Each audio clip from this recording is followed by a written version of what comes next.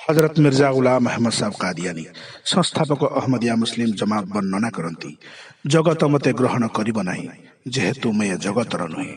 किंतु जे मानक ठारे अन्य जगतर किछि अछि सेमाने मते ग्रहण करूछंती वो ग्रहण करिवे जे मते प्रत्याख्यान करे से तांको ही प्रत्याख्यान करे जे मते पठाइछंती जो व्यक्ति मो सहित संश्लिष्ट से तांको सहित मध्य संश्लिष्ट जहाँकर मो प्रतिनिधित्व करुछि मोर एक मशाल अछि जहाँ मो पाखक आसुथिबा लोकंको आलोकित करिवो किंतु जिए संदेह करिवो अविश्वास करिवो ओ दूरेई जीवो से अंधकार मध्यरे निक्षिप्त हेबो ए जुगरे मु हेउछि अभेद्य दुर्ग जिए मो भितरको आसीबो से चोर डकायत ओ हिंस्र जंतुंको ठारू सुरक्षित होई रहिबो रूहानी खजाइन ग्रंथ खंड 3 पृष्ठ 34 फतेह इस्लाम प्रथम संस्करण पृष्ठ 57।